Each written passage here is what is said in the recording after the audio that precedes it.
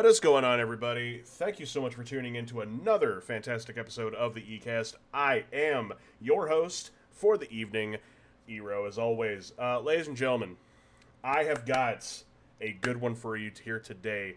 This is episode 6, promptly titled Monster in E City. That is, of course, another EROE original. Ladies and gentlemen, that is, of course, a play on this gentleman's very awesome track, Monster on Maple Street. Ladies and gentlemen, my guest this evening has 7 full releases on Spotify alone, with over 10,000 plays between just some of his top hit songs. He considers himself a, I gotta find the exact words here. Bear with me for just a second. He considers himself, well, I know he considers himself, here we go, a mix of old school backpack rap with new soulful drum, a little bit less hip hop with some heavy influence on pop culture, especially horror and sci-fi movies. Ladies and gentlemen, I'm a little nervous, you can tell in my voice, but ladies and gentlemen, let's just get through it. Emerson Corelone is here. Yes, sir. Yes, sir. Thank you so much for that beautiful introduction, Hero. I'm flattered by your kind words. Truly, you're too sweet, man, for real. And I'm honored to be on here today. And thank you, and thank you to everyone who's tuning in. And happy to be a part of this, and appreciate you big time. Of course, my friend. Well, I think I speak for everyone where we're just glad to have you here, honored to have you here.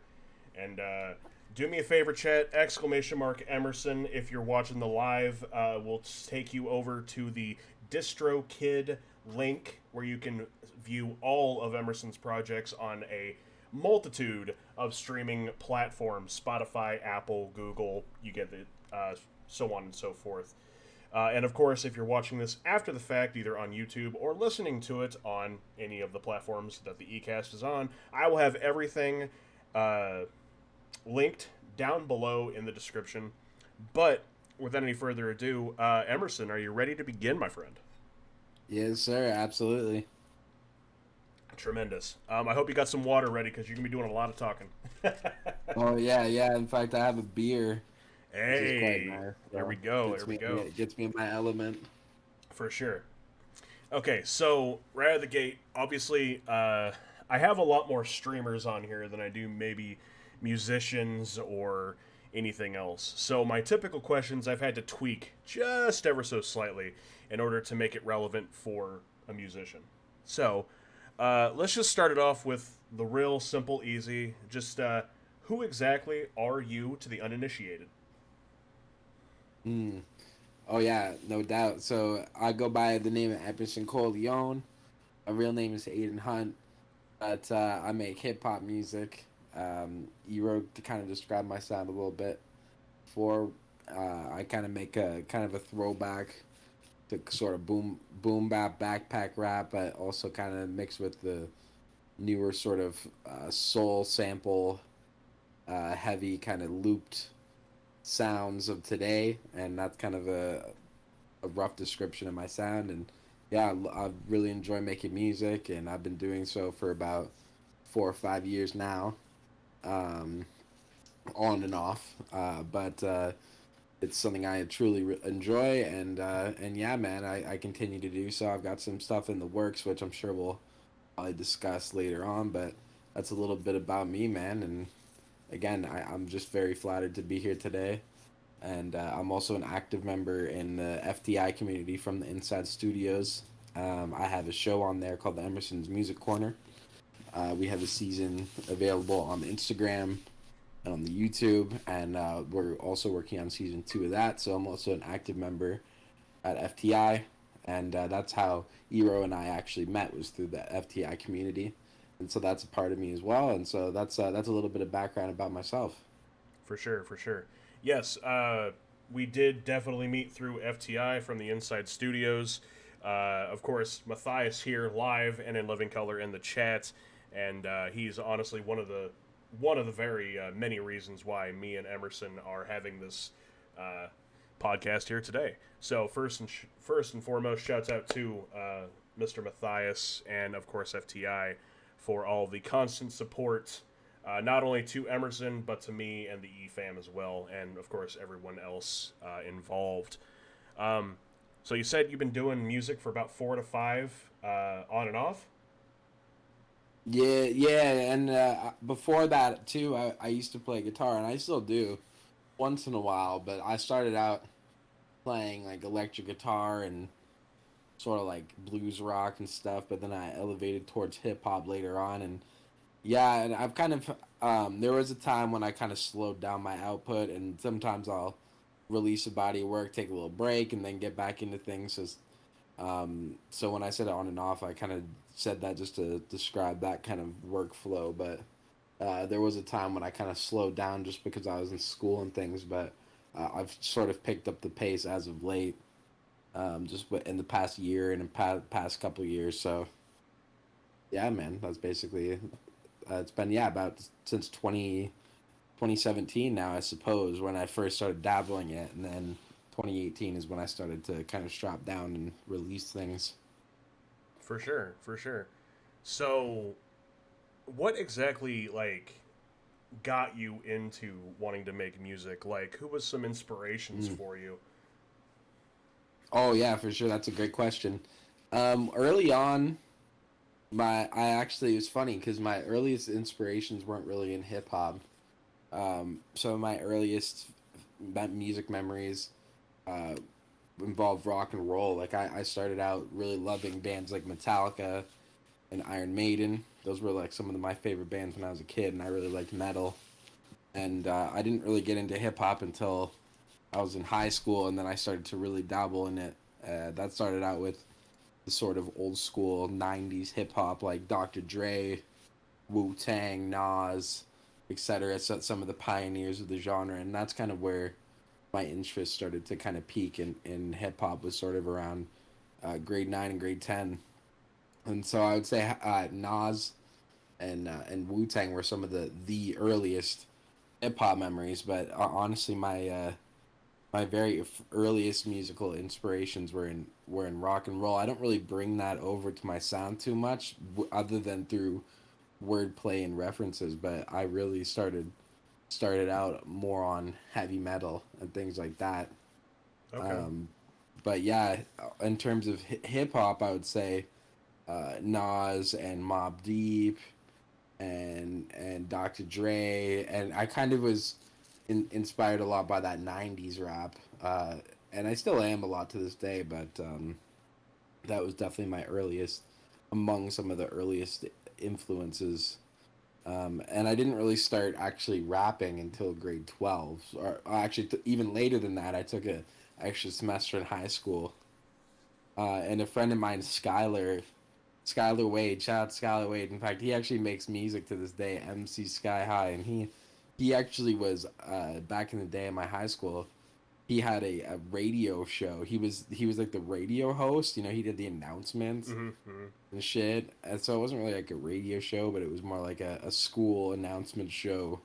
And every Friday called Freestyle Friday, and I kind of started rapping there. And some of my buddies kind of got me into it. But so I suppose I would include those people in my inspirations, because without them I wouldn't really even have tried it. For sure, for So sure. I would even cite some of my friends at the time as inspirations. Okay. Have you ever contemplated maybe jumping genres, or maybe kind of doing I don't mean to reference too many popular artists in here, but have you ever thought about maybe doing what Post Malone does and kind of merging some genres? That would be interesting. I would definitely consider doing that if I could execute it in the right way. And I know that there's some kind of interesting rap rock collabs, but some of them turn out terribly, and while others are sort of interesting. So I would have to execute it well. But if I did try to do something like that, maybe I would try to just do something completely different and bring no elements of rap, and maybe try something a little bit more experimental. I would definitely be open to that at some point, to be honest. For Like sure. I do really like the idea of maybe even trying like to play guitar on something, or fusing elements of live instrumentation into a record. So that would be something I would be very open minded to. Definitely. Definitely, man. Um, so, what would you say inspires you to keep making more music? What inspires you to keep going and hitting hitting everything on the head as far as your music goes? Oh, for sure. That's a really interesting question. Yeah, it's kind of interesting with my music. I kind of feel as if my ultimate goal and inspiration.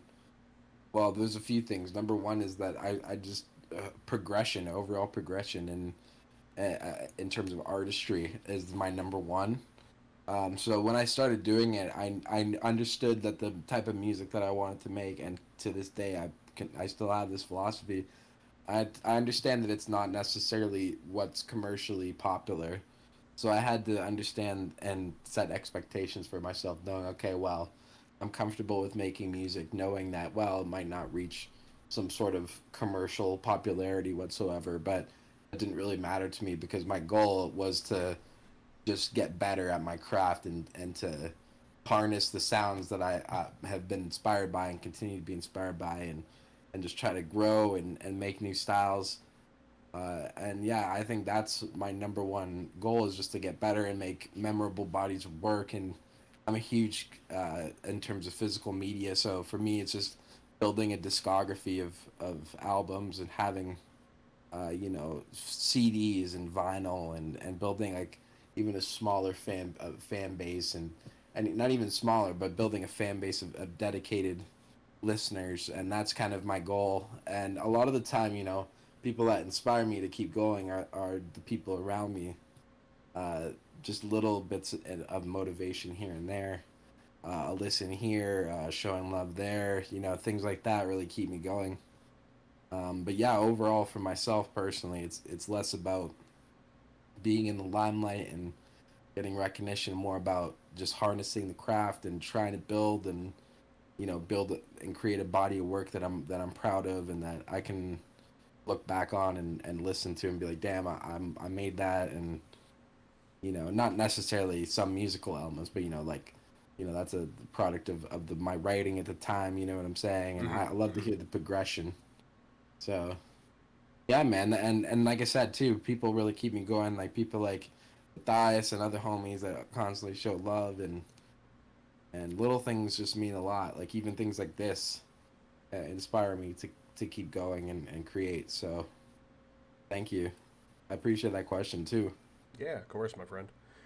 So, kind of piggybacking off of that a little bit, is would you say that there's a song maybe that you have made that kind of blew up a little bit more than you thought was going to blow up? And also, maybe counter side to that question, is there a song that you thought was going to be like an instant banger, but like maybe took a little bit longer than you thought to kind of take off? Oh yeah, that's an interesting question. I'd say that in terms of actually getting records out there, I feel like a lot of people were really liking Monster on Maple Street, but that was the song that I felt like I really was confident and I knew that people would like, and it's the opening track, and a lot of the time people will listen to the opening track, and I applied for some playlists on that and sent it to some playlists, and it got good recognition. And that one, and then the other one that did really well on Spotify was the collaboration I had with my boys Palm Reader and Dr. Meats. Shout out to those guys from Cemetery Sound, and we had a song One Night in the Cemetery, and Mm-hmm. it's definitely garnished more plays than I expected it to. Just because it's kind of a single, and I'm very much a project based artist. Like I don't really release a lot of singles. So a lot of people, especially in rap, will drop a single and put a lot of attention into promoting the single for a while, and push it, and then drop the next single, and drop the next single, and then after like three or four singles, drop a project, and then have those singles on the project. I'm more of like I'm gonna drop a body of work and then chill for a bit, maybe a single here, a small EP, but I'm more of like a person that tends to drop like a whole body of work. But I feel as if that single was just kind of something we did for fun. But it honestly it has a lot of plays, but on Spotify in terms of the standards that I've set for myself and the other in comparison to my other records. But there's some of the other songs like too that people the other one too that I have to mention is people always are banging Undisputed. And that's another one that like I remember you mentioned that you have Yep. Undisputed on there. And that's fun to hear that people are still bumping that because again it was something that we just did for fun. We just put it out there for fun, and so to know that people are enjoying that's something that I really like. And in terms of something that didn't get as many plays as I thought, I would say yeah, most of the time, pretty much any of like the B sides, so things that are a little bit deeper on the record. Like there's a couple songs on Inner Moonlight that I really like one called Tom Wolf, that I would love, to start getting some plays more on because I just like the sort of theme of that song and things like that. So I guess that might be one of them. But to be honest, I never really set any standards for myself when I drop music. So anything that I do get, I'm so appreciative for. So at the end of the day, I'm thankful for whatever or whoever decides to listen to the record. So whatever amount of plays that I get, I'm thankful for at the end of the day. Definitely, very very humble. Yeah, Thanks, man. that's one thing that like Matthias will never stop telling me. He hasn't stopped telling me this entire time is that you were one of the most humble guys that he has ever met, and honestly, like it shows. Hey, wow, I'm flattered by that, man. Thank you. And I can definitely attest to the fact that One Night in the Cemetery is a certified banger. That's a good ass song. Hey, thanks, man. Yeah, it was a fun track to make, man. It's a lot like Undisputed in the sense that it's just a product of a fun time, and that's a lot of the time the songs that are the most memorable. They just come out of having fun Definitely. and not trying too hard and just trying to make something and make a bop and connect with friends. That's a big thing. I'd love to collaborate with people, and my next project that I have coming out, I'll have a little bit more features, like some other people guest starring on it. So I really enjoy working with other people. So those two records kind of show that. It was funny when you brought up that Undisputed was one of the songs that you were surprised like got a little bit more played than you thought because obviously you didn't have the stream pulled up to listen to the music beforehand, but Undisputed was actually the first track that played in the starting soon screen for this. So Oh no way! See, I yeah. love that, man, and like, and I honestly really love that song, Hmm. and more than probably any song I've ever released, I have the biggest soft spot for that one because we made it with literally with nothing, like just a cheap microphone.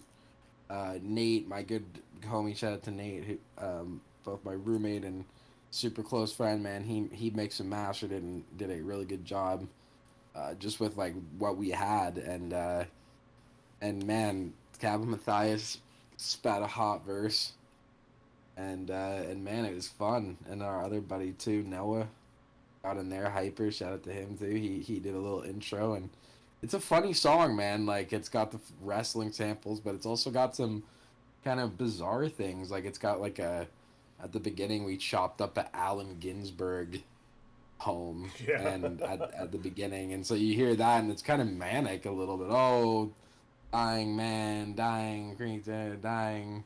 So it's kind of funny that we put like an Allen Ginsberg sample in it. Anyway, but Yeah. it's such a fun track, man. I love listening to it. It has so many funny lines, especially Matthias comes through with some Yeah. hilarious quotables.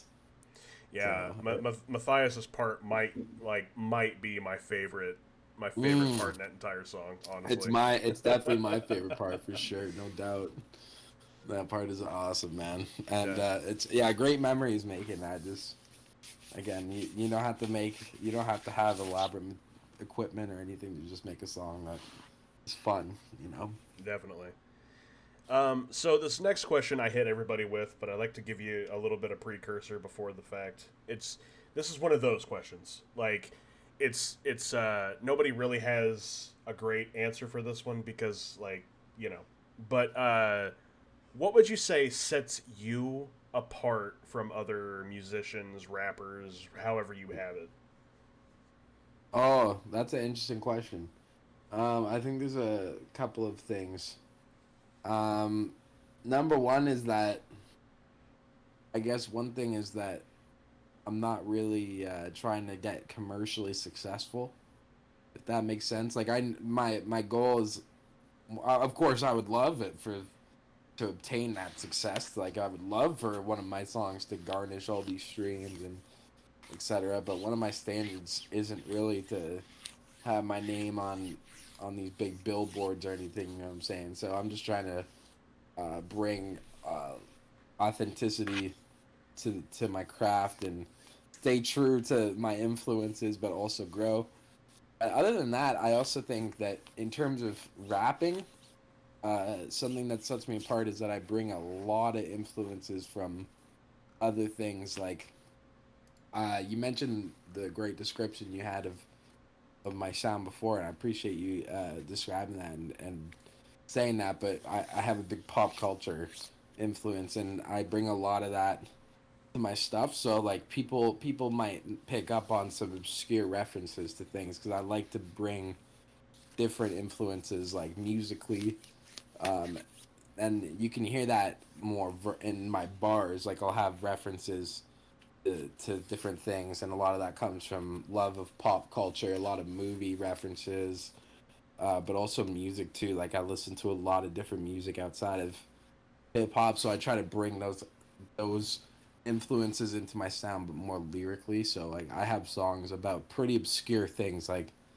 like the author Tom Wolfe, and like I like psychedelic culture and things like that. So that's an influence. Like he's an American author, so I don't really know if like a lot of people are rapping about stuff like that. So I try to bring like different elements of influences in my life into that music. So I feel like that makes me sort of unique. For sure. For sure, yeah, yeah. I think that would probably be a good sufficient answer to that, you know? Yeah, definitely. I'll say it better than what most people can give me. Most people kind of just go, "Oh, I don't know. I do this." Yeah, yeah, no, for sure. Because like it's because you have to try to figure out some things that you can bring to the table that are a little different, and so I think that that's something that I try to do is, and I try to appeal to people with like and I like to just sprinkle in little references and things like that Definitely. and things in my song. So Definitely. Um, let's see here. So you were saying, you were kind of like lightly hinting at your next big project. Have you like formally announced anything yet, or you kind of waiting for more of it to get done? yeah, yeah. So I got a couple things in the works. I'm kind of taking it easy from doing like another full album right now. I did release it in a Moonlight Light. It's almost a year old too, which is crazy. It feels like time has just zipped by. Yeah, And that was like a bigger body of work to me. Something I kind of dubbed as like a LP or full album. But in terms of the next big body work, I'm kind of trying to slow down this year instead of doing like a big project. I'm trying to spread it out and do little EPs. And so the next thing I have coming is a 5-track project with a producer by the name of Magic Beat. Shout out to Magic Beat. He's a great guy. He's also a part of the FTI community. He does the intro for Emerson's Music Corner, but he also makes really fantastic, kind of cool drumless, soulful, jazzy hip hop beats. So we have a project coming called Violets and Furs, and it's kind of has a lot of kind of 1950s uh, sort of New York vibes on the cover. And it's like this woman walking in snowy New York, and my girlfriend Zaria, shout out to Zaria, she did the art for it. So we have an album art for it, and things announced. So that's coming soon, but the release date's to be determined because we're still recording it. So my homie Nate, again, I mentioned him before, but he mixes and masters everything. But we do it all together, and so we're quite busy. Like he works full time, and then I'm working right now, and then we also have our other side hustle. Like we both run a business together too, so that takes up a lot of our time. So we just been kind of life has kind of just been slowing us down. But when we get to it, we kind of pick away at it, and it's definitely coming. Probably in the next couple months. Probably I imagine in July or else August. It'll for sure drop. So it's been a little bit in the making, but like I said, life's been, in the past few months has just been kind of getting in the way. But and then after that, I have a couple other things lined up too. Like I have a sequel to Backcountry, which is an EP I have with my buddy Mac 11. And we have Backcountry 2 when we've discussed that, and we're starting to sort of work at that. And in addition to that, I've also been getting some guest features, so you'll hear me on quite a few guest appearances. I'm on a couple buddies projects, like one of my buddies Luke Side So Trice, shout out to him. I'm gonna be on his EP. I'm gonna be on my buddy Mark Scorn's EP. My buddy Mac 11 has an EP coming out. I'm going to be on that. And then my other homie, C Stone Leone, a new friend of mine that I met. He's from Nova Scotia. We connected over Instagram. Oh, and wow. I'm also going to be on his EP. And we're going to have some other tracks coming out in the future. So I got a few guest versions. So I love to work with other people. So to be on someone else's project is a huge honor. So those are some projects I'll be featured on. So I've been kind of working at that, so definitely a good amount coming. Definitely. It sounds like you're a very busy man. Yeah, oh for sure. Yeah. um, so I kind of want to backpack off of that a little bit because obviously the exclamation mark Emerson, the link that takes you to is just the DistroKid link for all of your projects as far as that goes. Which obviously, if you go follow any of him on any of those sites, obviously you'll get notified if you set that up when he drops anything new. But where can people follow you to be able to keep track of you and your future projects that aren't the music sites? That's a really good question. Instagram is definitely the number one place. I'm extremely active on Instagram, almost too much so. I try to restrict my usage. I'm almost, wouldn't say addicted to it, but that's my number one means of connecting with people. But I tend to use my personal account at Aiden Hunt just to give people, like I don't really have like an artist Instagram. I kind of just fuse everything together under my personal name. But I always announce all my projects through my Instagram, and and when I get ready to drop, I go back on Twitter. But I don't use Twitter as much as I should. I really need to get back onto Twitter because it's an excellent way to network with people and to talk with people, but I'm not as active as I should be. But to answer your question, Instagram number one at Aiden Hunt, and that's the number one way to get in contact with me or to see what I'm doing. Definitely. Or FTI too from the Inside Studios, because they're my number one supporters, man. So they're anything that I'm dropping, they're backing. And I'm really, really, really thankful for them to doing that. They're always supporting me and supporting others. So if you follow them too, you'll always get any insights on what I'm doing too. And that's also a great way to follow up on the Music Corner, which is we're going to be doing season 2 of that. So yeah, those two platforms on Instagram, those two pages rather, are the best way to follow me, to keep up with what I'm doing.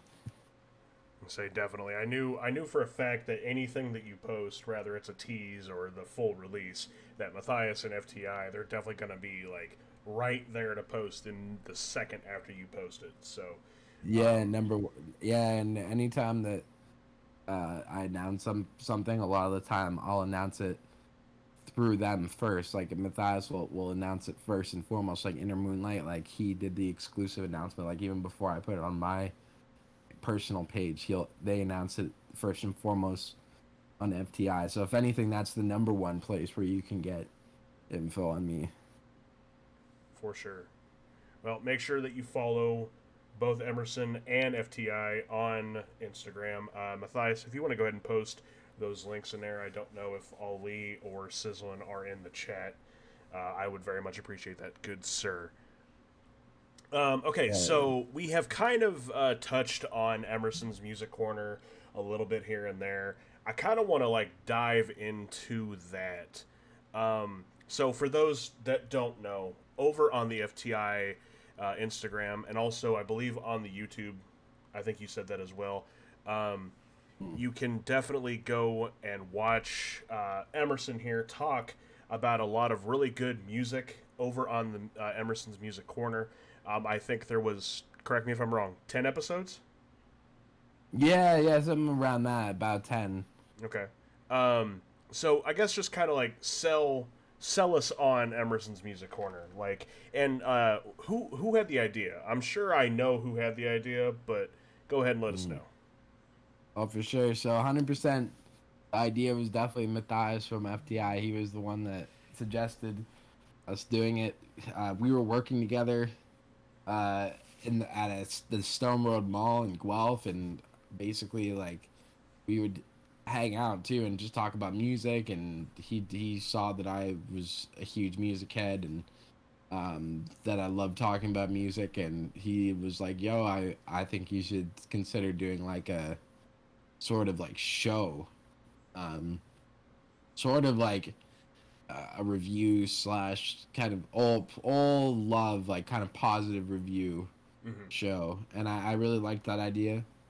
And it was something that I had considered because I had always really enjoyed writing about music, and even in high school I had considered doing like a blog or something, but I just don't really like doing blogs. I didn't really want to necessarily become a writer of music, so it's creating something that's a little bit more personable, like a show, just seemed kind of appealing. And the other thing too is that I love being kind of tapped in with like the underground and independent artists. So all these things kind of fuse together. And so when he suggested that, I thought, okay, well, let's give it a shot. And then I kind of suggested the idea of the classic crate. So we kind of decided, well, let's fuse everything together. And so we created the music corner. And so it has like, it's kind of split into two segments. And so the first is we kind of cover independent artists that we find through FTI, and we get them involved in the network of artists that are on that page essentially. Mm-hmm. And a lot of the time we try to focus on people that have a more modest following, that haven't experienced any serious commercial success, but who work endlessly and who are amazing artists and that deserve more of a limelight on them and more spotlight. And so I try to cover more like full projects or shorter EPs and things like that.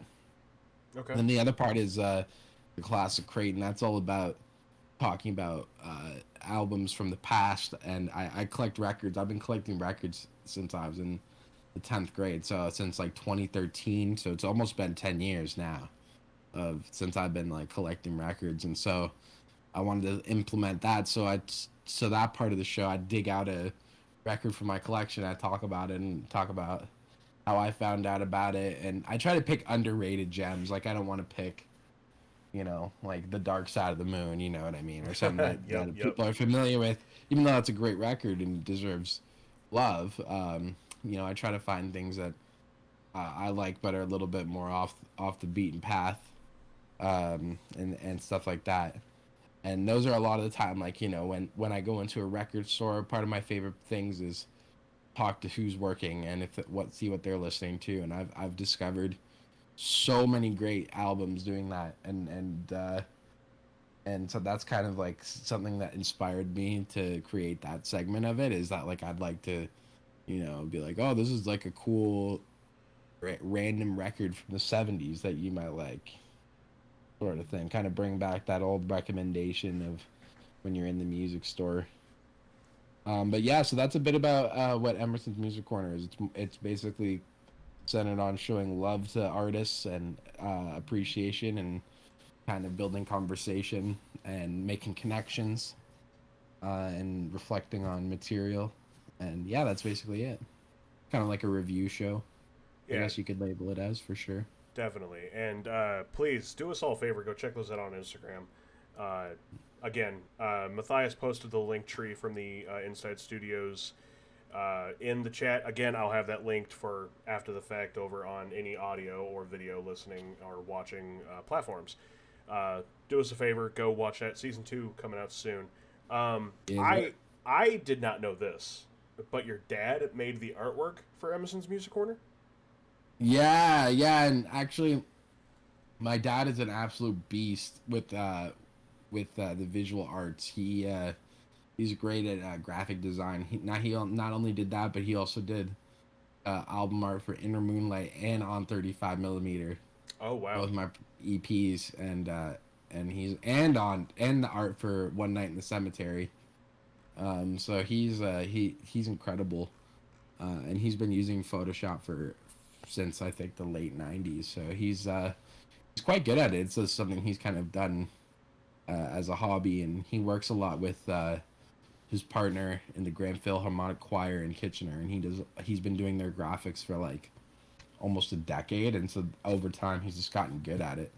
He's always just been naturally good at it. So I'm very very lucky and gracious to have him in my life, and to have someone like him to create artwork like that. And he's amazing at it. He's great, especially at making retro designs, and that's kind of what I like to do. I like to create like things that are very much like throwbacks to a time that you can't really define label the time period Right.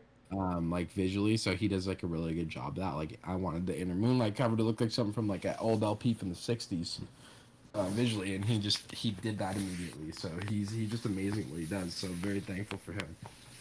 For sure. I do love the album work for One Night in the Cemetery. It is like I'm a big horror movie buff, and I'm also like an old like creature feature kind of guy. You know, Frankenstein, the Mummy, Dracula, stuff like that. So Amazing, man. Yeah. yeah. So that album artwork alone, I was immediately hooked on that for a good week or two.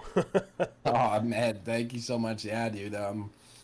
Honestly, same here. I love the old Universal horror movies, and all that stuff, and old sci-fi, and old schlock, and Yep. old B movies. Like that's something that I really enjoy too. So we have that in common for sure. So I love to hear that. Definitely. And I say, don't worry, we'll definitely get into movies here in a minute. Oh, sick! I'm excited. So it's definitely easy to say, folks, that Emerson here definitely can bust out some really good music, some fire, as the kids would say. But you know what else is also pretty fire? Anything that we have over on erogear.com. So allow me just a moment here. Comfortable, stylish, and most importantly, badass. erogear.com has everything that you're going to want to rip your favorite streamer. That's me. Shirts, hoodies, cups, all the way to AirPod cases, and hell, even a fanny pack. And we've got everything to fill your needs over there on erogear.com. So make sure that you go get yourself some. The brand new Tag Team Challenge merchandise featuring both me and the Geek Slays, art made by everyone's favorite artist, Scarlet Absentia, aka Red No Here, Red Faro Comics. We've also got the everyone's favorite Erosional Damage t-shirt, along with Brackle has got some merch on there as well. So please, please, please, erogear.com, exclamation mark merch. If you're in the live chat, go get yourself some. And to kind of backpack off of that, Emerson, when are you going to get some merch, my guy? Because I'm just saying, the Inner Moonlight logo on a t-shirt, that sounds like a seller to me. Oh man, honestly, that's something that I've been considering for a little bit. Just been reflecting on when the time will be right for it. But after you saying that, I mean, that's a good point, man. I've been kind of slacking on that a little bit. But I would say hopefully in the new year, early in the new year, maybe would be a good time. Like maybe after this EP, Violets and Furs, comes out. That might be a solid time to get some merch going, but I've always wanted to do t-shirts, so that would be really fun. Yeah. I know that FTI are doing these little button pins, and I know that your Inner Moonlight album cover is on one of those, which I think is super sick. I'm a big button guy, enamel pin guy, so I definitely dig that. Oh, man, yeah. I'm really excited with how those pins turned out, and shout out to FTI for getting that all set up. I'm really thankful. Those are really, really dope, and I definitely want to try to do some merch in the future. I think something that might be kind of cool is like doing a line on kind of vintage shirts because in addition to making music, I also sell clothing, and I have a clothing business. And I've kind of collected a bunch of like blank T-shirts, so it might be kind of cool one day to do like a line of limited merch on vintage T-shirts and to kind of print things on, do one-of-ones. So that might be something I do in the future. Definitely. For Well, sure. well, I mean, you've definitely hinted on it a few times, but I'm going to go ahead and ask you because obviously we need to talk about it. Why don't you let me and the uninitiated know about Nice Digs? Oh yeah, for sure, man. Definitely. So yeah, Nice Digs is uh, basically a brand, I suppose, or a business that I run with my two good friends, Nate and Kyle. And basically, I've been doing that as long, much longer than I've been making music. So basically, I started thrift shopping about over 10 years ago, and I started to sort of sell clothes out of my locker in high school. And then over time, I started just kind of continuing to do that and selling on eBay, selling things online.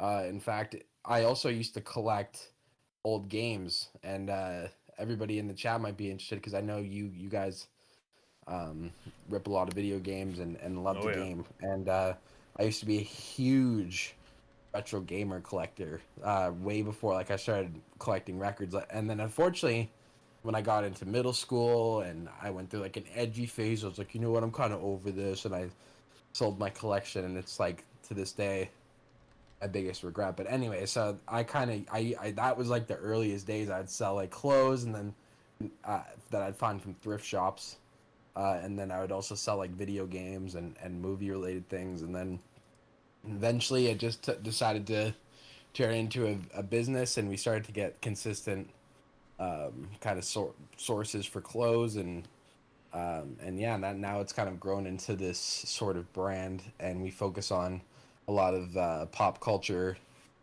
T-shirts and vintage band shirts and various things like that, and yeah, some even like old movie stuff like VHS tapes and various things like that. And yeah, I've been doing it now for about, officially Nice Things has been around since about 2017, and so we're Oh still wow. going strong. Yeah, we launched our website early on in 2022. So, and we regularly participate in like a lot of local events here in Ontario, a lot of like markets, vintage markets, and things like that. So, it's really enjoyable. It's something that I'm really passionate about, and to do it with my close friends is a blessing for sure. So I'm very grateful for Nice Digs. So yeah, that's a huge part of my life for sure. For Occupies a sure. lot of my time. For sure. Well, for those that are live in the chat, both links to not only the Nice Digs Instagram but the Nice Digs website are live in the chat. And I gotta say, I'm kind of just browsing off of the Instagram as we speak. I'm seeing a Cowboy Bebop T-shirt, and I am Mm. upsetty spaghetti that I missed that because Cowboy Bebop is my jam.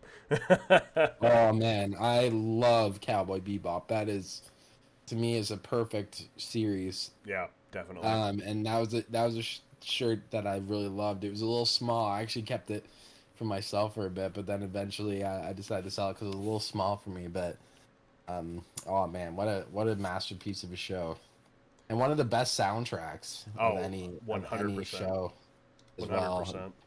The masterpiece.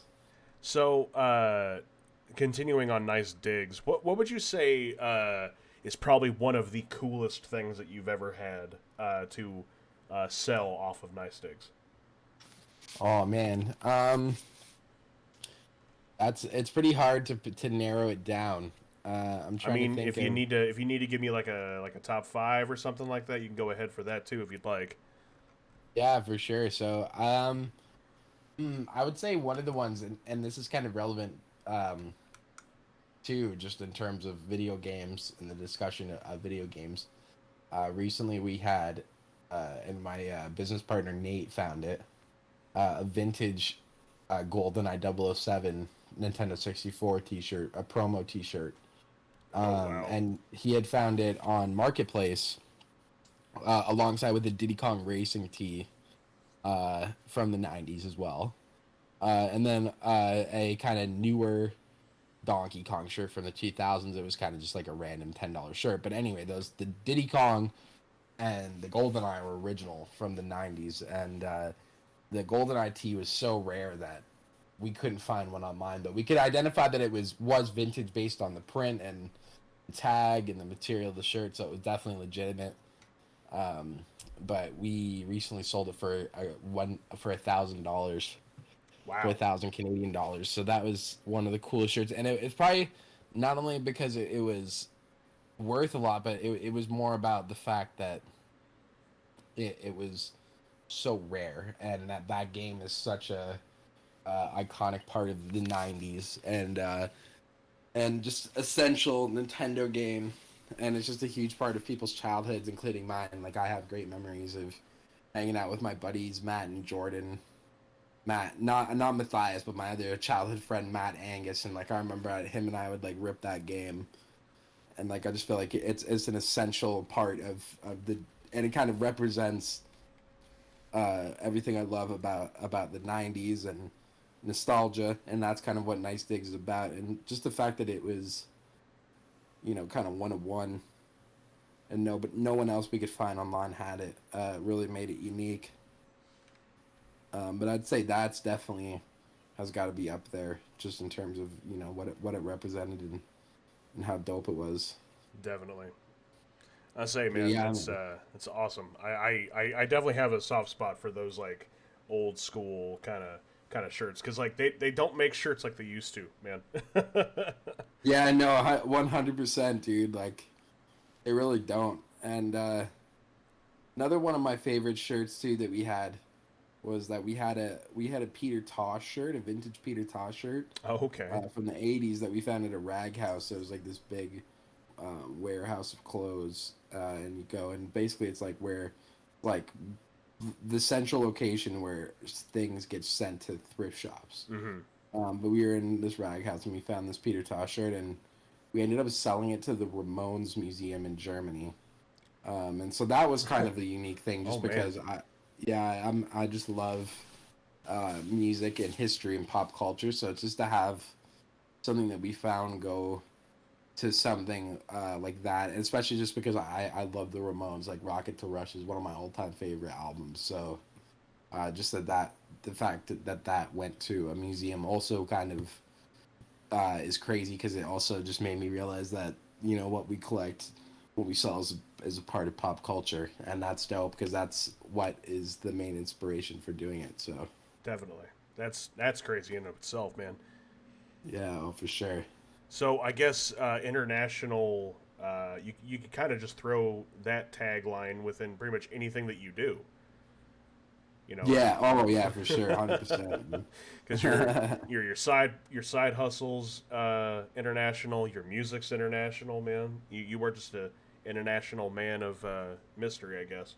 Yeah, no, for sure. Suppose that's yeah, you can put it like that. All right. So this next segment, ladies and gentlemen, is everyone's favorite. Let me tell you, these are some of the hardest questions I'm going to be hitting you with. Ladies and gentlemen, it is time for Ero's Top 5. I still need to get like some kind of bop-a-da-bop, bop-a-da-bop, ba-da, kind of thing going on.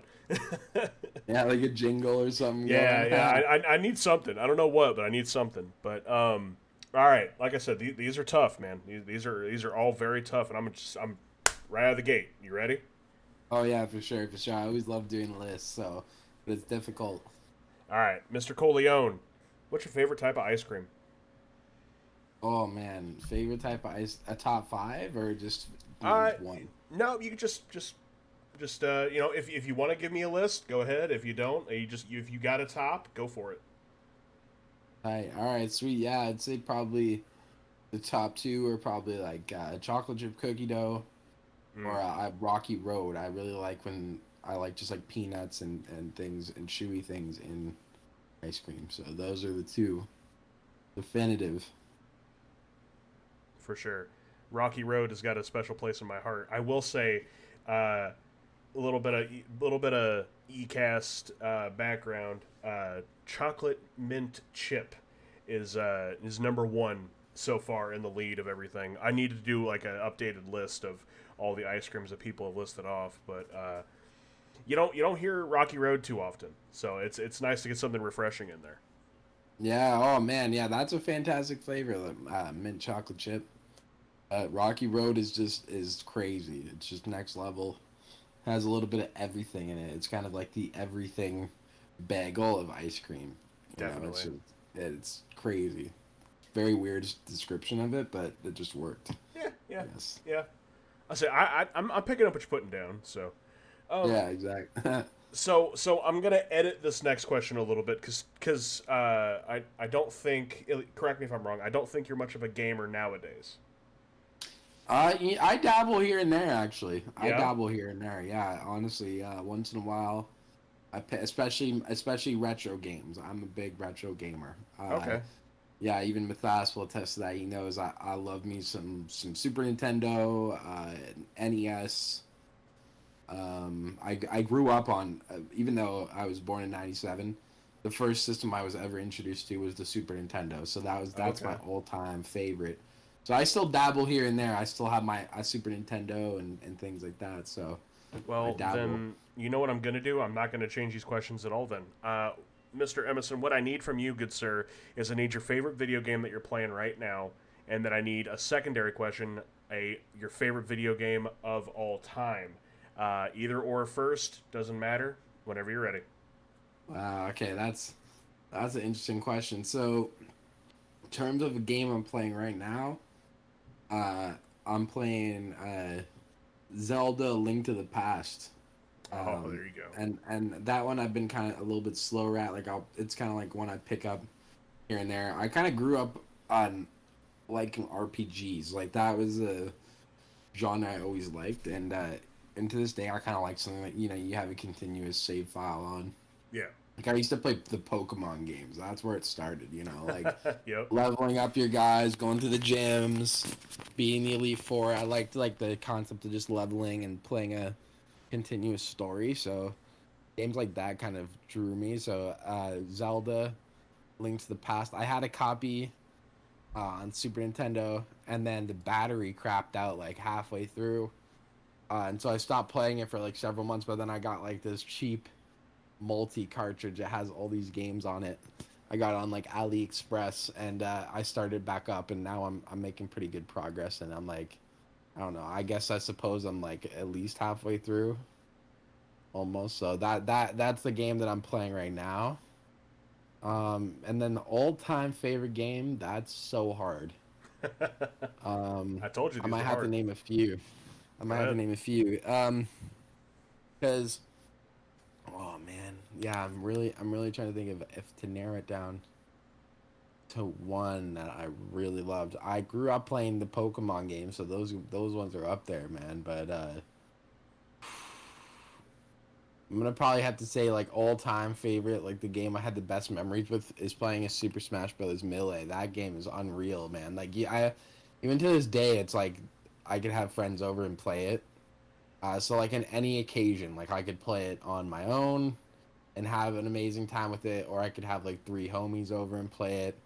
And it's just timeless. The mechanics of it are Hmm. timeless. The graphics to me don't age at all. Like you can play it to this day and it just seems like everything's great. I mean, there's some things here and there, but like that game to me is just a definitive multiplayer experience. Like when you have friends over and chill, and I just love everything about that game, to be honest. So that might be it, but I don't know, man. I'd say a couple other ones that I really like are ooh, okay. I every time I get asked a question like this, I know I'm always gonna forget things. Yeah. Um, but Final Fantasy VII, Classic. all time favorite. This is gonna be a really random one. I don't know. I might be if somebody else on your show has ever mentioned this game, I'm gonna be shocked because this is a real random game. But this is to me like aesthetically, it's one of the illest games ever made. It's so fun. But one of my favorite games is Splatterhouse on the TurboGrafx 16. Now that's a Uh, random ass pick. Yep. Because I used to have a Turbo. I used to collect old games when I was a kid, and I had a TurboGrafx 16, which is really fucking random, I know, but I don't even remember where I got it. But it had Splatterhouse, and it's like a side scroller. Mm-hmm. And they remade it for the Yeah. PS3 and the Xbox 360. But the original Splatterhouse, the first one, and to this day, I don't have a TurboGrafx. They're real expensive and hard to get. And this game is worth like 100 or $200. But I emulate it. Like I'll emulate it sometimes on my computer, and it's just such a cool. I love old horror movies. And stuff like that, and it just reminds me of like an old school horror movie, and it's just such a cool. They should have put that on the Nintendo or the Super Nintendo, like so it could have got more of a commercial following, because it's such a classic game, man. It's so hard, but I just love simple games like that, like side scrollers, platformers, RPGs, like stuff like that. Chrono Trigger is another one of my favorite games too. Oh yeah.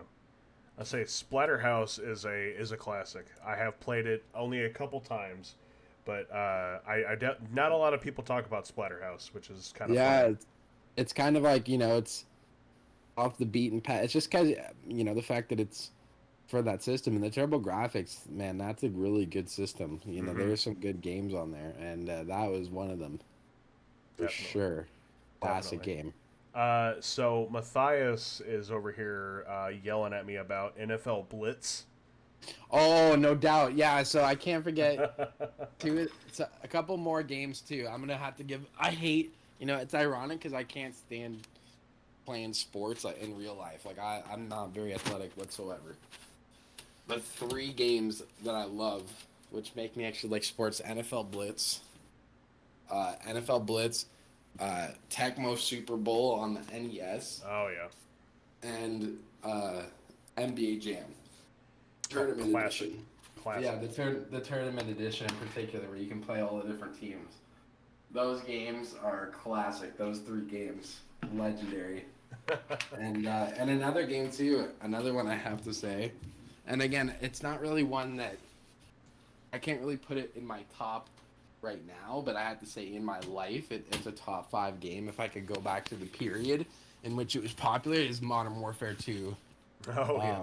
Because I grew up in the time, like I was young when that game was at its peak, and it was like the most fun multiplayer experience of any game probably Definitely. I've ever had. Such a classic. Did you ever play the remake of Splatterhouse for the PS3 360? I actually did. I did, and it was all right. It wasn't quite didn't quite have the charm of the original one, and I think Definitely. nowadays it's pretty hard to find. It's a The pretty remake? difficult game to find. Yeah. I say I don't Uh, think I've ever seen it since I rented it from a family video back when I had a PS3. So.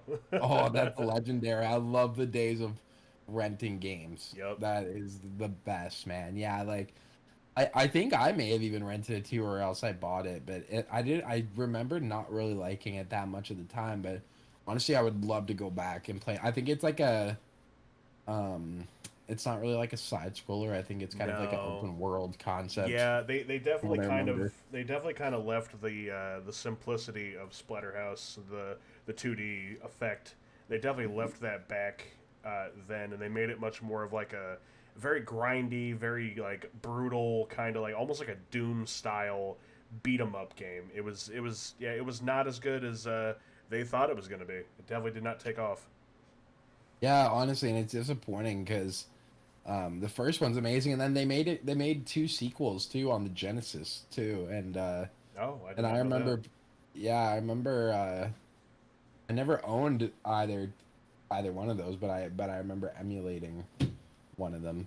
I think it was number 2, and it was pretty fun. But I had never played number 3. But those ones are also cool. Again, they're also just classic side scrollers. But it's a cool game. Like I'm not surprised that they decided to remake it, but it would have been cool to see it actually, really well done. Hmm. Definitely. Got to check the series out. I would definitely say Matthias. Definitely look up some gameplay of the original, and then maybe kind of peek into the remake. I don't know. I don't know if I'd say the remake's really worth checking out, but like I guess from someone's perspective, it's probably an alright game. probably for someone that didn't play the original. Oh, for sure, for sure. It's just completely different Yeah. in terms of gameplay from the original one, which is just the original one, just like a raw side scroller. It almost seems like it would be like an arcade game that would just eat your quarters up. Definitely. Like one of those really difficult side scrolling games. And I just love the artwork in it, and it just seems like a nightmare, like a old 80s B movie or something. And that's part of the reason why aesthetically it's just so cool. Like, and the guy looks like you're playing as like Jason Voorhees almost when you're playing. Yeah. Pretty sick, man. I love it. No, that was always one of my things I always thought about, because like I said earlier, I'm a big horror movie buff, so like Jason's one of my favorites. And when I saw Splatterhouse, I was like, man, like, yeah, I thought that exact same thing. I'm thinking like a B movie, like this game couldn't pay for the rights for Jason, even though he already had his own NES game. Yeah. Yeah, I know. You summarize it so well, right? Like that. It looks like it's a Friday the 13th game at times. Even though I have to say that Friday the 13th game for the NES is pretty mid. It's only all right. Yeah, I definitely agree. It definitely wasn't that good. Yeah. So these three middle questions that I hit people with, I've decided that I'm going to start calling them the triple threat effect. Because I start you off with video games, and then the next question I'm going to flip you over a little bit. Let's talk about your favorite movies of all time. Now, if you can, nobody has yet, if you can give me one, perfect. If you need to give me like a 5, again, perfect. Yeah, you do what you feel like you need to do, my friend. Oh, yeah, for sure. So, yeah, picking an all-time favorite, that's always difficult. Oh, yeah. So I could definitely throw out a few favorites. Dazed and Confused is definitely one of them. That one is one of my all-time favorites. Let me think of some other ones. Dog Day Afternoon. That's another one I really love. Okay.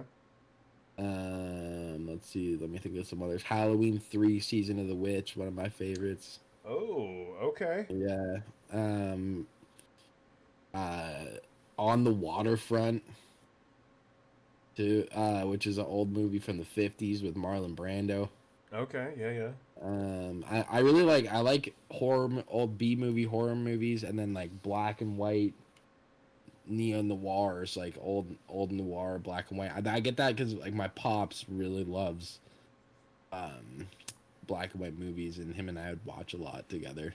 Definitely. So it's just something that I really like. So yeah, that's definitely up there. There's one called Drugstore Cowboy. That's one of my favorites. Office Space. Oh yeah, classic. Yeah, so The Prowler, which is an old horror movie. Yeah, it's a few. Treasures Sierra Madre. That's Evil Dead 2. Yep.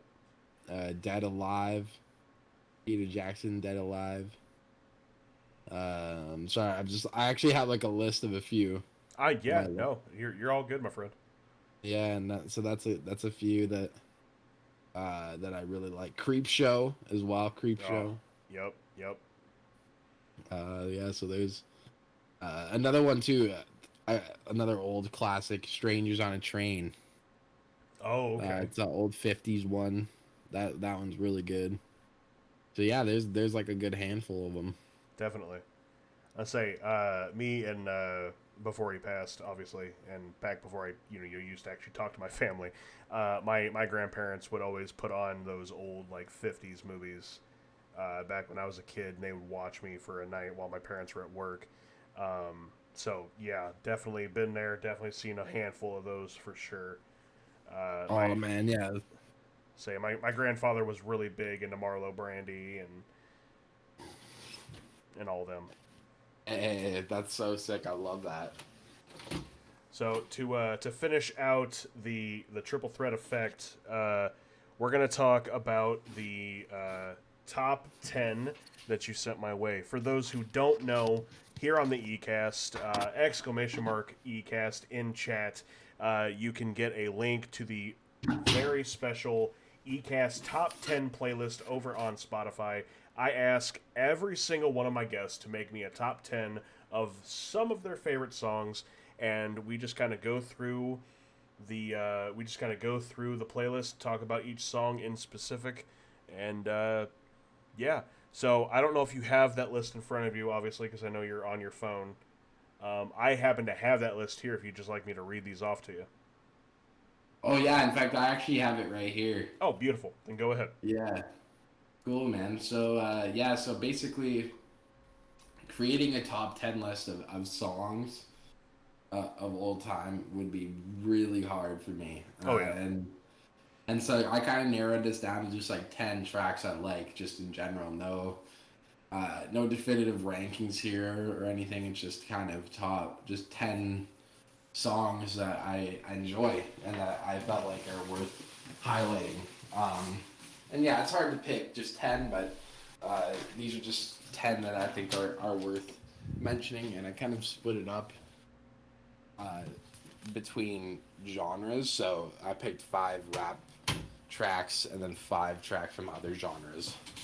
And so the first one I picked is called Headband, and it's from a rapper by the name of Billy Woods. In terms of listening to these songs, if you do want to check them out, this is the only one you can't get on Spotify for sampling reasons. Okay. But this is a really crazy song. I love Billy Woods. He's kind of an abstract rapper. I really do suggest checking him out. Some of his music is a little avant-garde. This one, I guess, is a little bit as well. But part of the reason why I like this a lot is that his lyrics are really kind of thoughtful, and like I said, kind of abstract and bizarre. But the beat is absolutely insane on this song. It's kind of built around a sample of Led Zeppelin's "In the Light," which I grew up, not really grew up, but in high school, Led Zeppelin was my favorite band. It's still one of my favorite bands, but they're my number one favorite band. "In the Light" is like a B-side from Physical Graffiti, and this song like samples it and flips it into a hip-hop song. I just think that's really like innovative and kind of interesting. And Billy Woods is just a rapper I really like, and I recently got the reissue of his album History Will Absolve Me, and this song is from that album. But of course, Led Zeppelin is one of the biggest commercial bands of all time, and you can't really just sample and flip a Led Zeppelin record without having some copyright issues. So you can't really get this song on streaming, but you can listen to it on YouTube, and luckily they put it on the vinyl of the album, so I have it on LP. But it's just such a crazy song, and it just really highlights a lot of things I like about Billy Woods. And the second song, speaking of kind of abstract rappers, is the next name is he's one of my favorite rappers, not only now but of all time. Someone who has continuously inspired me, and his name's Makami. He's a Haitian American rapper. Okay. He's from New Jersey, but he has Haitian roots.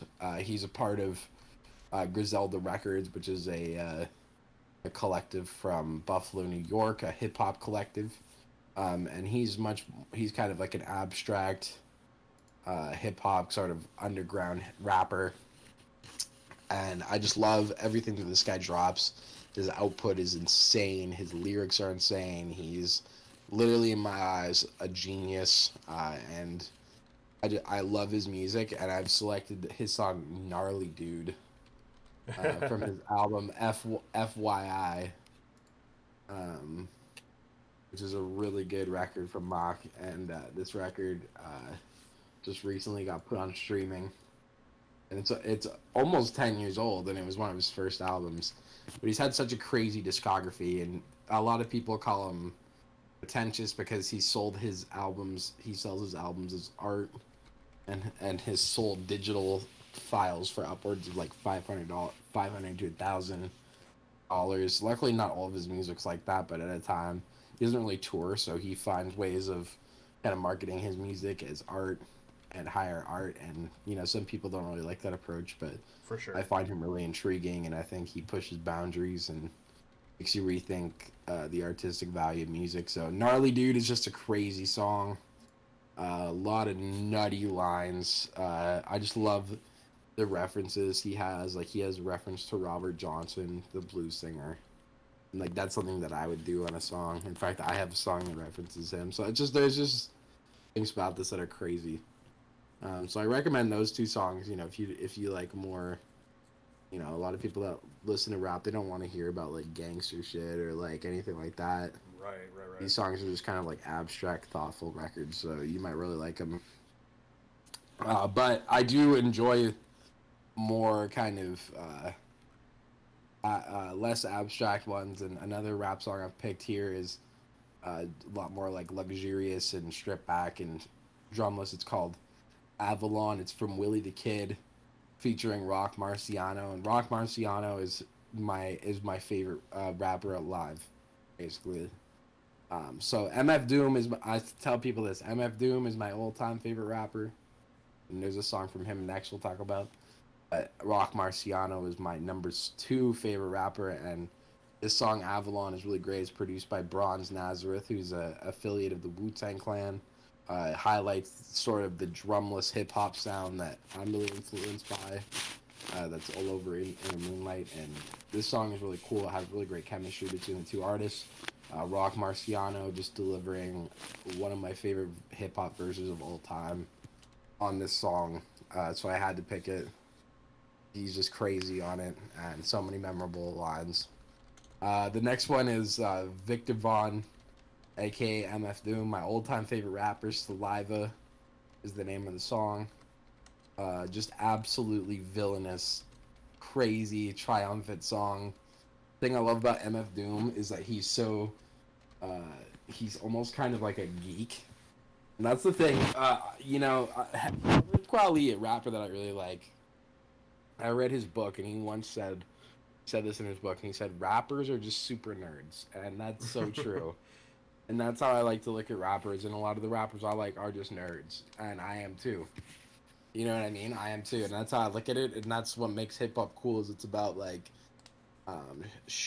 being sharp and intellect and having cool references and things. And MF Doom just has so many crazy, bizarre references in his songs. Like, I'll listen to his music with my dad, and he'll drop some reference to like a show, some sitcom from the 1970s. My dad will be like, "Whoa, talked about this show," and I'm like, "Whoa, like that's insane." Right. You know, like I could listen to his songs over and over and still pick things up. And Saliva just has so many funny lines in it. And then the next one I picked is from the last of the hip hop songs. It's called "They Forced My Hand." It's from Cormega, featuring Tragedy Gaddafi, aka Intelligent Hoodlum. Two incredibly underrated New York rappers. So I'm really inspired by East Coast hip hop that came out of New York in the 1990s. Mobb Deep is one of my favorite groups of all time. In fact, Prodigy, who's one of my favorite rappers, passed away on this day 5 years ago. I just made a little post about that, so RIP. But I found out about Cormega through listening to Mobb Deep, and he very much embodies that sound and style that's really inspirational to me. And so this song is kind of more of your traditional gangster rap, but these guys are really thoughtful and great lyricists, and this beat is just crazy to me. And this album that this came from, The Realness, is a classic. So I had to throw in some Cormega in there. But to be honest, if I had remembered that Prodigy had passed away, I'd probably thrown in a Mobb Deep song in replacement of this one. But this song is classic and does really highlight that era.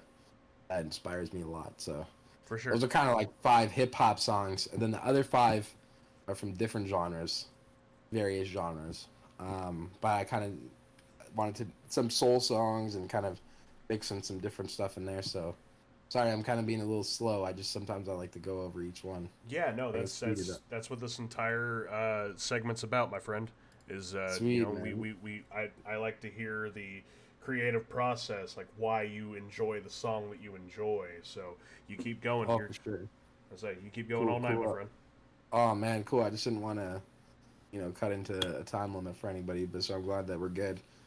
So the other song is Reginald Garland's "Gangster Girl." This is kind of a cool, funky soul track that I've been really digging lately. Can't even really remember how I found this song. I think, oh, you know what? It was in one of the episodes of the Wu-Tang show.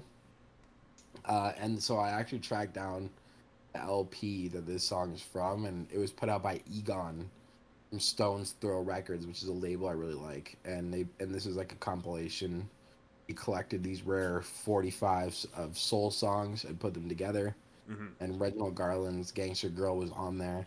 This is just like a really funny, like really well written song that is just badass as hell and just reminds me of the 70s. Like, obviously, I wasn't around in the 70s, but I feel like if you were around in the 70s, this song kind of embodies that 70s funk style. Definitely. And then the next one does too. It Ain't Fair by Tomorrow's People. I do remember how I found this song. I really love looking for soul music. Like, I love R&B and funk from the 70s and 60s, especially, like, and even kind of like Motown, but even a little bit deeper than that, like really funky stuff. And it's crazy because you can find records like this, which is a band called Tomorrow's People. They weren't very well known, but an original pressing of this album will sell online for like $2,000, right? So it's wow. crazy. There's like these really obscure soul bands that were really not celebrated in their time, but years later they garnished like a huge cult following, and Tomorrow's People is one of them. And this song "It Ain't Fair" is so goddamn soulful and so catchy, and this album is so amazing. And I bump it with my homie Nate all the time, and he has a vinyl of it. And yeah, like we bumped it together, and then he was like, "Man, I gotta buy a copy of this," and one day I gotta get me a copy too. And it's a great record, but he doesn't have the $2,000 one. They reissued it so you can get a more affordable one. Oh, okay, for sure. But yeah, we definitely couldn't find an original of it, but it's cool to just have a reissue. Um, but another one that I picked, that number 8 on the list is Yoshi Takanaka, who's a Japanese artist. And this song is called "Sexy Dance," and it's a super uplifting, cool Japanese instrumental sort of jazz song. And so in Japan, there's a genre of music called city pop that was kind of popular in the 80s. There was like very kind of like luxurious, sort of really overproduced rock music, but that had like elements of jazz. But some of it's really good, and Yoshi Takanaka is a pioneer of that sound. In fact, mutual friend of me and Matthias's, Nick, showed me his music, and that was one of the illest recommendations I've had, because I've been obsessed with this dude's music, and he's unreal. And so "Sexy Dances 2" is like just such a groovy track. I can put that on pretty much any person that I play that song in front of likes it. It's super. It just feels like a summer day, so I had to put that in there. All right, we're almost done here, guys. Number 9, I put Two Girls, Towns Van Zandt. Towns Van Zandt, maybe my favorite songwriter of all time. Oh, okay. I'm not a huge country guy, but he's kind of like a country singer-songwriter. This is from his absolute classic live album. And I love this song so much. I could have really picked anything from this album, but I decided to pick this one.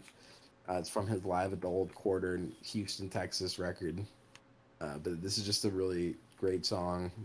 Kind of captures his songwriting style. And then finally, the last song I picked is Summer's Here. And this is another like one along the lines of Yoshi Takanaka. It's just a feel-good summer song. Is from Jonathan Richman. It's called "That Summer Feeling." My buddy Nate showed me this album from Jonathan Richman. It's called "I Jonathan," and this album is just so perfect. Jonathan Richman was a member of a New York band called the Modern Lovers, and they were around in the 1970s in New York City, and they had a really influential debut album. But after Jonathan split up from the Modern Lovers, he went into a solo career, and he made really amazing songs.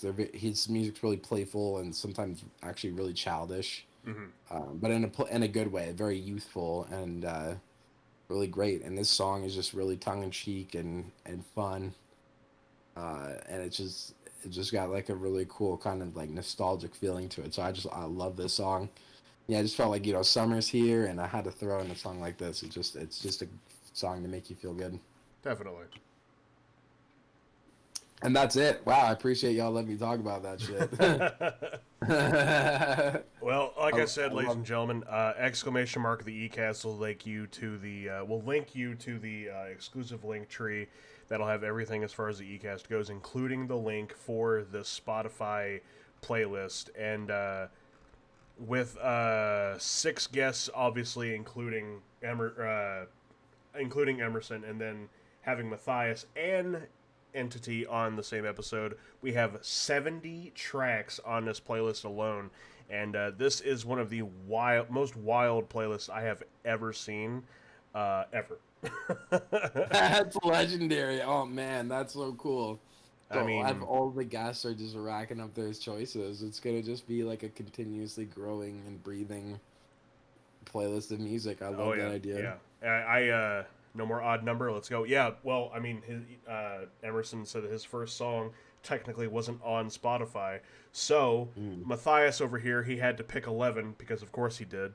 So there for a while we were at 31, 41 tracks. I didn't even know it's a top 10. Yeah, that's my bad, man. I should have found another one. Oh, no worries. I will say it looks like one of Entity's songs actually got taken off of Spotify altogether, so that's interesting. But like I said, ladies and gentlemen, exclamation mark the eCast will get you all that information, and of course, for after the fact, just check down in the description for all the links that you'll need. Um, we're gonna wrap up the top 5 now. I did tell you beforehand that I was gonna try my best not to get too hard and heavy into stuff, but I do have one question that I like to ask everybody. Uh, Obviously, the world, as we all know, is fucking nuts. Mm. We, Love that. still in and out of a pandemic. Obviously, I don't know how things are in Canada, Mm. but in and out of a pandemic, the cusp of a possible war, all this other stuff across seas. I feel like what the world needs is just a good slap in the face of just some positivity. And if you, my friend, had one thing to say to the world, what would that thing be? And for this answer, I typically mute myself so that way you have the floor. So, the floor is Mm. yours, Mr. Emerson Corleone. Interesting. Wow, what a heavy and hefty question that is. Something that question so dense that I almost don't know if I have a sufficient answer to, but I think I can come up with one that will be sufficient enough for the time being, which is that I think if I have any advice for someone, and this is advice that I feel I need to give myself too frequently, which is that in the grand scheme of things, you're doing enough. I think that's an excellent piece of advice. Is that there's the constant desire for everybody, no matter how successful you are, to just do more and more and do the next thing, especially in this fast moving world that we live in, where everyone's posting their accomplishments and life seems to just move so quickly. I think it's important to take a step back and reflect on what you have accomplished and instead of what you have yet to accomplish. Instead of thinking about what's wrong with you or the flaws that you have, think about the positive things that you have going for you, the aspects of yourself that are lovable, that make people's lives better. And I think that's a worthy piece of advice to be told, especially during these times of turmoil. You know, we definitely live in a really hard time right now. Especially, time has just, I don't know if you guys feel this way, but I feel as if time has just flown by. It can be hard to grasp it at times. So, just, I guess I would say is that you're doing enough, keep doing what you're doing, and just find little things that you can do every day that give you pleasure and satisfaction. And yeah, just be content with what you're doing and reflect on the things that are great in your life. Very well said, my Yeah, friend. yeah. And that's my answer. Very well said, my friend. Oh, thanks, man. So, I say I typically like to clip that part, and I like to kind of make it the teaser of the podcast, even though I haven't done that since episode 1. But but yes, I definitely agree with everything that you said, and it is nuts. And yes, I absolutely agree that time has just flown by. Um, yeah, like it's insane. But that, ladies and gentlemen, is Zero's top five. So thank you, Emerson, for all those answers. Also, thank you to everyone that's still hanging out with us, still listening. I do always appreciate that. Uh, at this time, for my people live in the chat, why don't we go ahead and start rolling out those questions for the Q&A. I've got a few more questions I'm going to hit Mr. Corleone with, and then we will get into the Q&A, okay? Sweet. Yeah, hell yeah. All right. So this, like, while this is a question that I'm asking you, not off the Q&A, but um, it is kind of also from Matthias as well. So, where does some of the lyrical inspiration for your music come from? Oh, lyric wise. Oh, okay. Yeah, yeah. I would definitely say mainly other rappers, to be honest. I mean, to an extent, I would say in addition to other rappers, um, I would say I pull influences a lot from reading. Obviously, of course, reading is a crucial part of it, but like books and movies are like even Monster on Maple Street, for example. That's named after a Twilight Zone episode, like a show I really like. So those are aspects and areas where I pull inspiration from. But I would say, quite simply put, at the end of the day, it all just goes back to listening to other rappers, and when I listen to songs by people like Doom or Rock Marciano or Prodigy or Gangstar or those names or Most Def, I hear the wordplay and the lyricism, and that is really at the end of the day the number one thing. Is just hip hop itself, and uh, there's just so many different writers that inspire me to do what I do. And at the end of the day, if I didn't have those artists making content, I quite simply just wouldn't make music myself. It's just like they're the foreground to everything, sonically and lyrically. Definitely. Um, so obviously, some people may not know this, but I find it kind of comedic personally. Obviously, you have a very large presence on streaming platforms. Again, exclamation mark Emerson. You can check out everything that he's working on. However, some people may be, surprised to find out that you have actually done some physical releases as well, and more so in the shape and form of a cassette tape. Um, Yes, sir. so, what made you exactly want to make those physical releases so important in this day and age of very much a digital world? Oh yeah, that's a really cool question, man. Um, Honestly, I know I've mentioned this a few times here, but I'm a huge record guy. Like I'm obsessed with records. Have been for years now. I don't think that interest is going anywhere for me. And to me, like buying someone's music is the ultimate way of supporting them. I'm not really a huge digital guy. I mean, I obviously listen to a lot of music digitally. Mm-hmm. Most things like when I'm on the go and just chilling at home. Sometimes if I don't feel like listening to a record, but I love the concept of just supporting someone's music through physical form. But more than that, just the media itself is just to hold something in your hand and to have it in physical form has always just been something that's important to me in media and in terms of vinyl, but also especially cassette. And I think cassette even more so in hip hop because it's such a important part of the format is such an important part of the genre's history. Very much so when we think of classic rock music, you think of your parents' old dusty record crate and the AC/DC vinyl and Led Zeppelin and the Beatles on vinyl.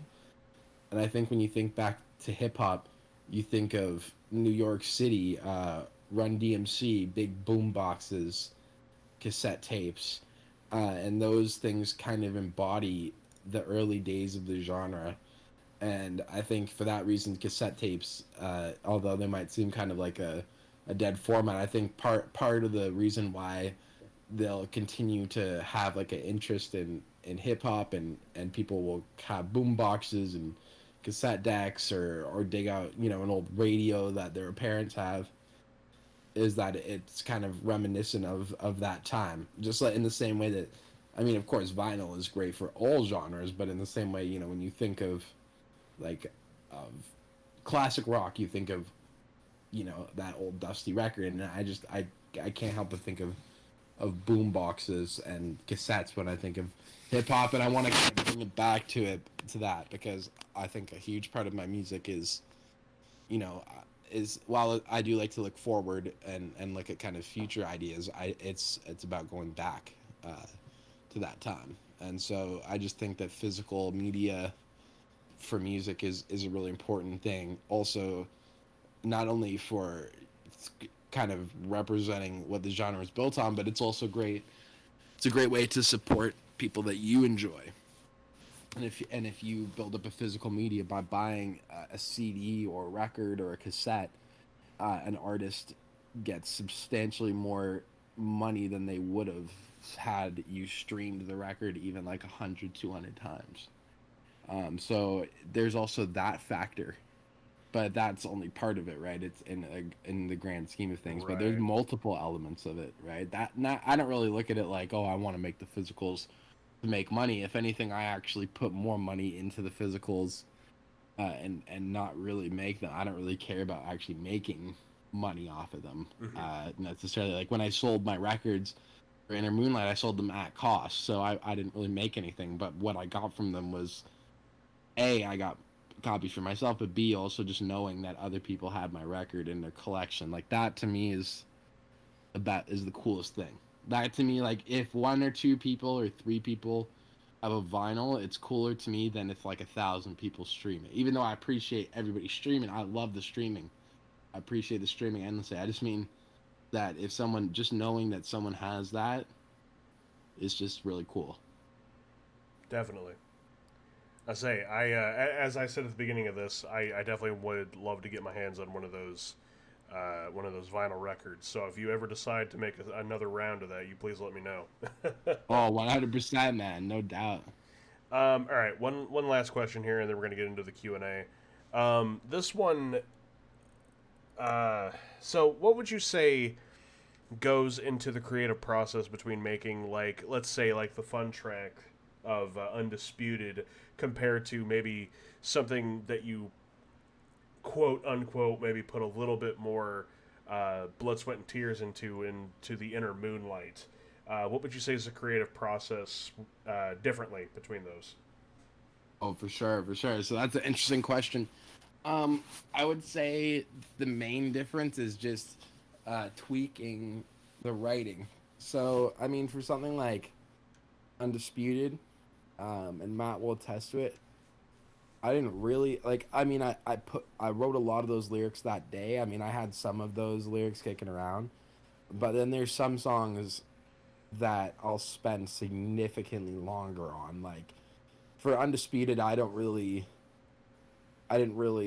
sit down, write the verse, and then go back and check over what I could do. Like, oh, like for instance, if I'm writing like a song on my new project, from Violets and Furs, I wrote the verse and then rewrote it and then rewrote it, and like there'd be little things like part of the process for me is rhyme schemes, as I always like to create unique rhyme schemes where different words rhyme with each other, where there's different syllables that play off of each other, and that can involve a lot of rewriting and writing, like even if it was like writing a line and then changing a word so that it rhymes with another word slightly better. Mm-hmm. And so some songs I'm a lot more meticulous with the rhyme schemes, and I try to make it try to pack a lot more into them.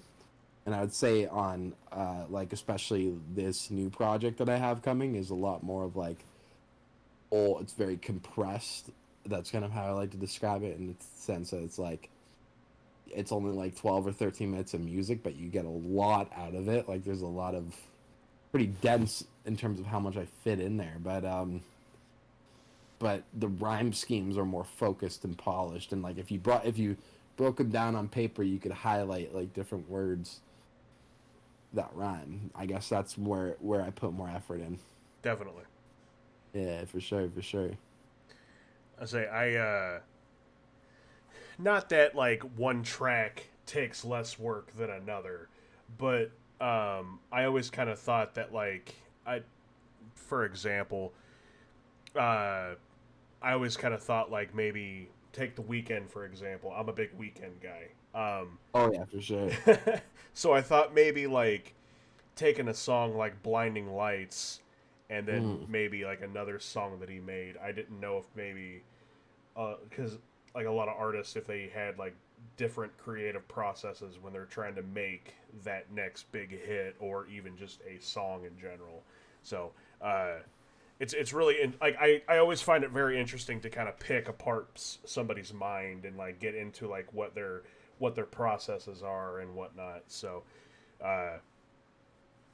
very interesting to say the least. Okay, so we're gonna hop into the Q&A section of this. Starting off with Jedi Joker 93, of course, avid supporter of the ECast, and of course proud member of the EFAM, asking two-parter. We'll start off with one. If you could trade lives with any video game character, who would it be and why? Wow, that's a legendary question, man. Thank you, Jedi. Um, if I could switch with any video game character, I'm gonna need it. I might just need a moment. Oh, I do actually have an answer to that. I would switch. I would switch lives with Ness from Earthbound. Oh, okay. Yeah, because Earthbound's like the coolest game ever. Earthbound is such a sick game. It's everything about it is quirky, and I actually started kind of playing it. Like for me, like I don't have as much patience as I did as a kid to play games like RPGs, especially like. But man, I went back to play that game like a year ago, and it's so goddamn funny. Like the writing in it is so good, and the world is so quirky and weird. And I just feel like, also at the time, like the artwork in the, that you'd see like in magazines for it, it was just so sick, and it's such a cool like trippy game. So I'm gonna have to say Ness because like he's such a badass kid, and you're just like in the coolest world ever in Earthbound. Do you play a lot of Ness in Melee? I do actually. Yeah, He's I knew actually you my. did. Yeah. In fact, yeah, man. I can't remember. Did we ever play Smash together? I can't remember. No, unfortunately, we're gonna have to Okay. fix that for sure. Yeah, because I have it on the Switch, so I don't know if you had. Do you have a Switch? Mm-hmm. Oh, okay. We'll have to play sometime because I love Definitely. playing. And Nessa is one of my mains. I play with Matthias too, and yeah, Nessa is basically my number one. So. Yeah, Matthias says that you get straight diabolical in Melee. So. Yeah, I'm alright, I suppose. Part two of Jedi's question, just simple. Are you a bone-in wing kind of guy or a boneless wing kind of guy? Jeez. See, the thing is that I actually don't really eat. I actually am pescatarian, so I don't really eat chicken. Oh, But okay. so when I have like, but when I did eat chicken, I was definitely a boneless type of head. Even though I do appreciate the authenticity of eating chicken wings off the bone, I miss.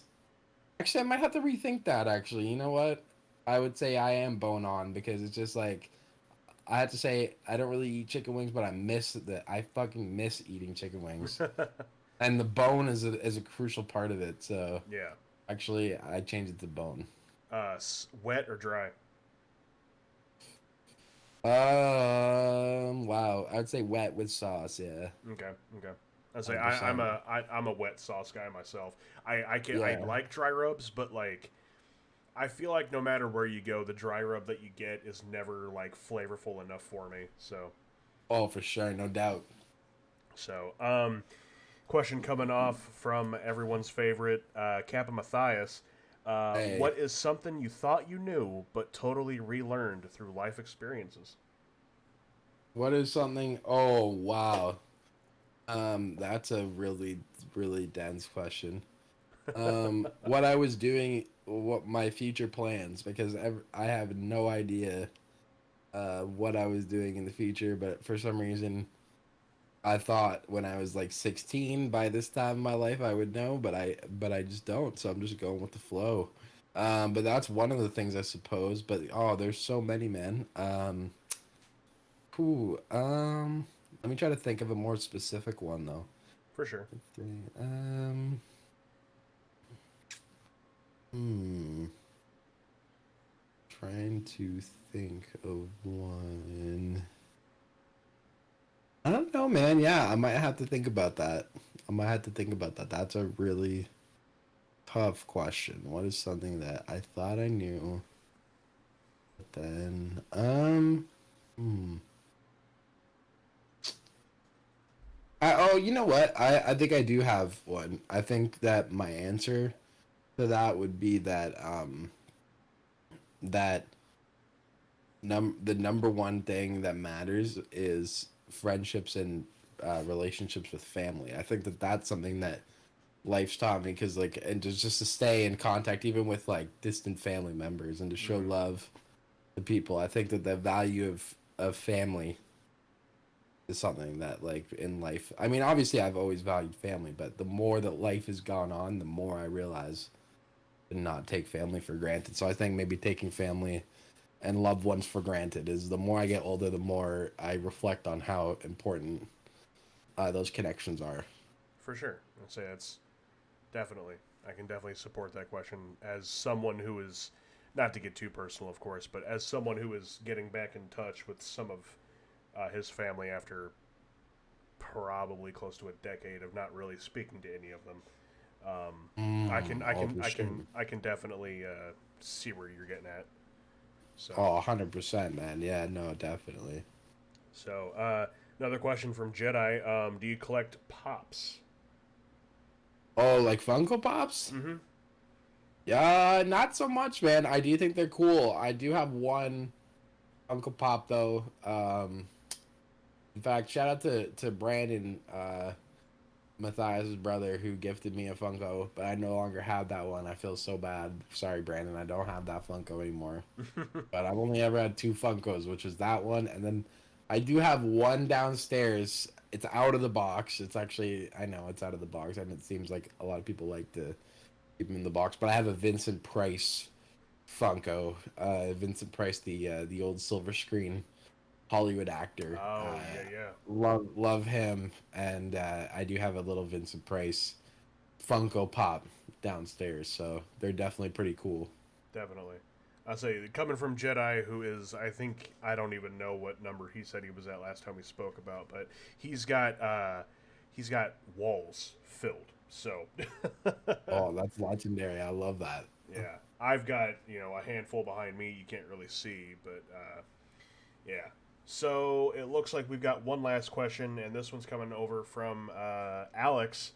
Um, if you were told that you could have 30 a I'm sorry, let me start again.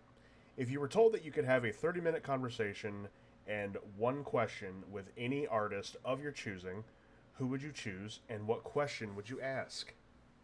Wow, that is such a great but incredibly hard question to answer. Ooh, I guess it's. I guess it also part of the question depends on, and I'm gonna assume the answer to this question that I'm gonna ask about the question is alive, but I guess it's I suppose it depends on alive or dead. Um, Let's keep it open. You know, I could, yeah, I could answer both even. go ahead. So, um, if I could talk to one artist, uh, dead, I would say I would probably Let's see. Wow, that's actually really difficult.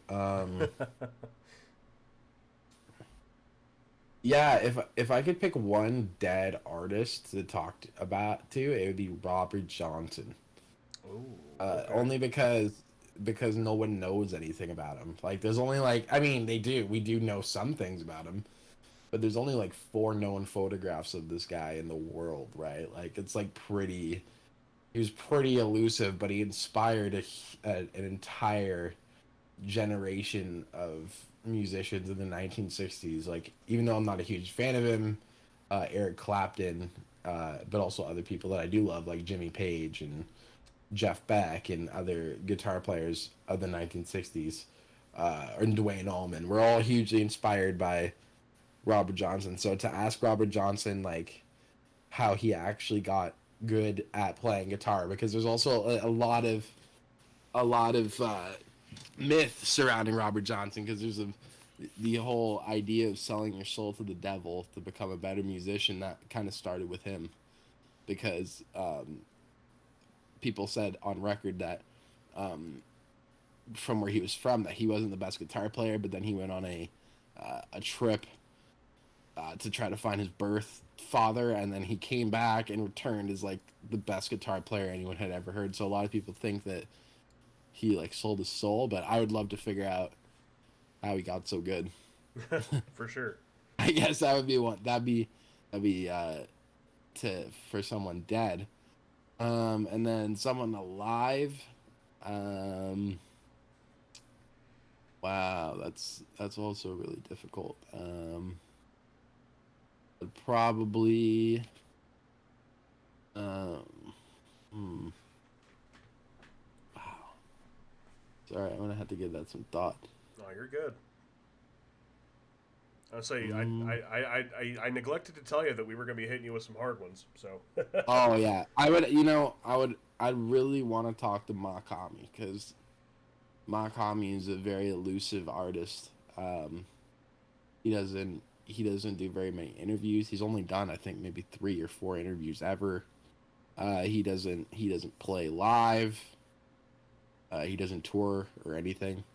right. He's very introverted. So to talk to him would be really cool. He doesn't even show his face. There's only like a couple photographs of his face. Oh wow. And no, I don't know his age. Nobody knows his age.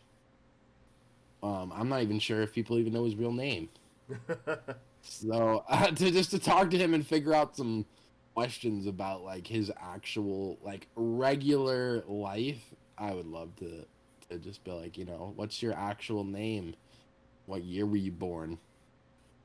Those basic questions For sure. to Makami. For sure. Okay. Well, I do believe that is it for the Q&A. Obviously, we'll give everybody a second to. I know we just had Beehive hop in the chat. A couple other people as well. So if anybody has any other questions, now's the time to throw them into the chat. I actually thought of one. Um, Hmm. so, what would be one artist that you would say somebody would be surprised that you enjoyed as much as you do? Oh, okay, that's a really good question. Yeah, probably the answer to that would be uh would probably let's see, actually there's a couple, like kind of like a guilty pleasure, or Mm-hmm. someone that like Mm-hmm. you wouldn't really think that I like as much as I do. Uh oh man, there's a couple. Um okay, I'm trying to think of, I would say the number one, the number one that people never really know about me is that I'm a huge fan of the rapper Playboy Cardi. Who's Okay. a and the reason why I'm saying him is that people call him a mumble rapper, that he's a trap. His rap has very little to no substance, and it lyrically. But I do think that his music has some really interesting artistic merit to it. But in terms of, if you hear my music, you wouldn't think that I would like the music that he makes, because it's very modern and very not that I'm against modern, but it's very over the top. Mm-hmm. Not very lyrical, not very clever lyrically, no like wordplay, but it's the raw energy and sonically. I love his music, and I have pretty much all of his records. But that's always someone that people wouldn't expect me to like, because but people are surprised that I like trap music too. I like Future. I like Playboy Cardi. I like Young Thug. I like some of the new music too. I'm not just an old '90s hip hop guy or an '80s guy. I like some of the new stuff too. Um, so yeah, that's someone that people probably wouldn't expect me to be as big of a fan. I'm quite a fan of his Right. of Cardi. So yeah, there's someone. For sure. I can speak because like I was a I say was uh excuse me, I got a sneeze coming, but it will not come already. Goodness gracious. Oh, there it went. Hey, Excuse me. bless you. Thank you, thank you. Um, Speaking from experience, like I used to be a very, a big metalhead. Like I say used to, I Ooh. still am to a point. Metallica, Disturbed, blah blah blah blah blah. Thank you, Matthias. Um, Over the years, and as I've gotten older, I have found that I enjoy a plethora of genres. Synthwave, classical, rap, R&B, soul, funk, whatever you want to call it. Um, but a lot of people find I don't know why, but a lot of people find it surprising when I tell them that I'm a big Bruno Mars fan, or like I'm a huge Weekend guy, or I even get down to some Pink sometimes. No, for sure, man. You gotta just like what you like, man. Yeah, At the end yeah, of the day, that's the most important thing I've learned, is that there's no reason why you shouldn't love the music that you love. At the end, it doesn't matter if someone thinks it's shitty, or someone thinks it's not. It is. Even there's albums that people have claimed are masterpieces that I'm not crazy about. right, So it's like whatever you like is what matters. definitely. All right, one last question. Just happened in the chat, and then we're gonna wrap things up, my friend. So, Beehive hitting you with a down to earth one. What would be one lyric that you would have on your gravestone? Wow, that's an unreal